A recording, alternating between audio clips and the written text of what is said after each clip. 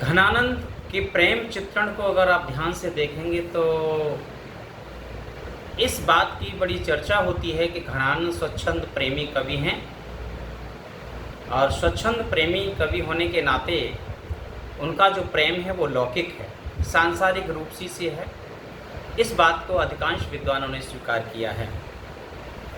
और दूसरी बात है कि घनानंद का प्रेम आसक्ति पर आधारित है। क्यों है?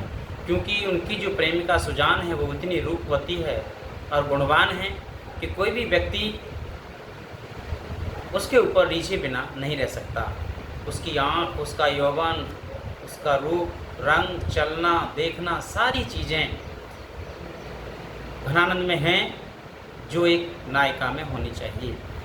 और यही बात रही कि घनानंद पर सुजान के रूप का जो प्रभाव था वो अद्भुत और विलक्षण रहा। इसी प्रभाव को उन्होंने अपने काव्य में अलग अलग तरीके से वर्णित किया है।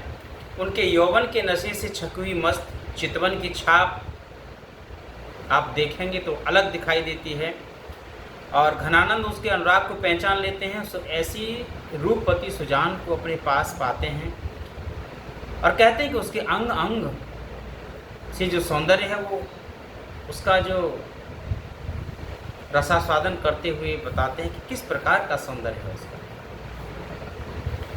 कहते हैं कि हुलास भरी मुस्कान लस अधे रात तय आनन कपोलनि जागे, अरे छुटियल के मृदु मंज मिहि श्रुति मूल छलाते अनि मोरे लागे, बड़ी आँखियन में अंजन रेख लजिली चितौनी ही और रस पागे, सुहाग सोपित माल दिफगन आनंद जान पिया अनुरागे। यह स्थिति घनानंद को कैसी मत रही है। संयोग के समय भी आप देखिए कि संयोग के समय घनानंद की जो दशा है वो कुछ अलग ढंग की होती है। वो कहते हैं घन आनंद मीत सुजान मिले, बस बीचे ताऊ मति मोहतु है, यह कैसो संजोग न बूझी पर, जो वियोग न क्यों बिछोहत है। कह रहे हैं कि यह कैसा संयोग है कुछ समझ में नहीं आ रहा। संयोग में भी वियोग मालूम पड़ता है। वियोग वर्णन में जो आंतरिक दशाएं हैं वो अलग तरह की हैं। घनानंद का जो वियोग है पहले ही बताए थे कि वो प्राण की तरह है। इसी तरह से आत्मदशा निवेदन भी उन्होंने किया है। कई बार इससे पहले जो वीडियो था उसमें हमने चर्चा की थी कि घनानंद कहते हैं कि मेरी पीड़ा जो कष्ट है उसका कोई ठिकाना नहीं है, न कोई आदि है न उसका अंत है। संसार के प्रसिद्ध प्रेमियों की विरह यातना भी मेरी बराबरी नहीं कर सकती है।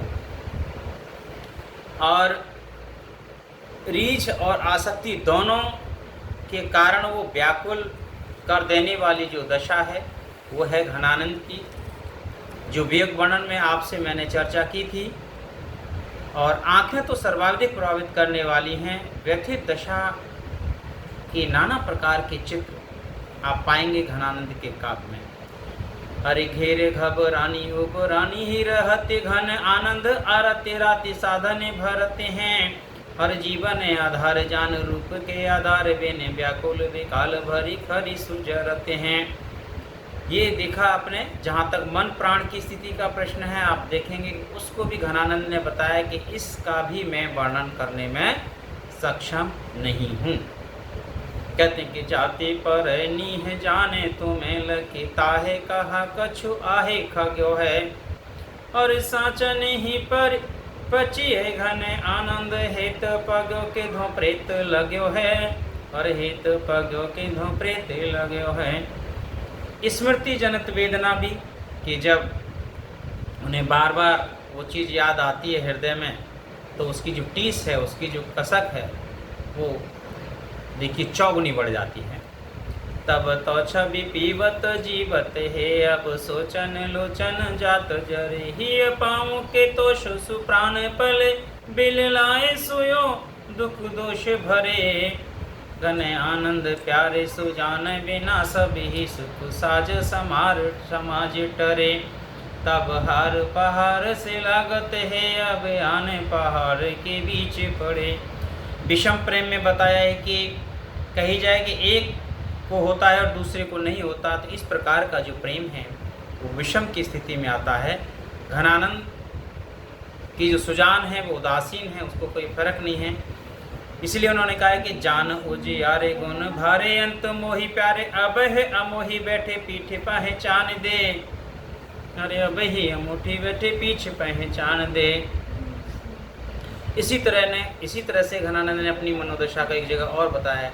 पहले अपनाए सुजान स्नेह सक्या, फिर तेह के तोरिए जो, निर्धार आधार दे धार मझर दई गए, बाहें जो बोरिए जो।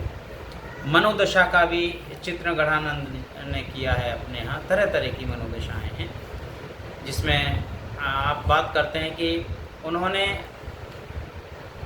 एक बार होता है कि कोई व्यक्ति इतना चालाक होता है कि वो दूसरे से उम्मीद करता है लेकिन दूसरे को कुछ भी देने की स्थिति में नहीं होता है ना। बातें तुम सुखी रहो हो ही दहो, हो कहो कब लपटाने, लपटाने ताती छाती लपटे सिराए हो। घनानंद का कहते हैं अंत में बताया था कि भाग्य ही खोटा है। इस पर वो बार बार फिर कहते हैं, हरे मेरो ही जीव जो मारत मोहे, तो प्यारे कहा तुम सो कहानी है। अरे आखिन हूँ पहचान तजी कछुरो, सोई भागन को लहनो है। आपने देखा कि घनानंद के अंतर की जो स्थितियाँ हैं, जो परिस्थितियाँ हैं, वो बहुत ही विचित्र हैं, जो तरह तरह से और अंत में कभी अपने भाग्य को ही कोसता है। धन्यवाद।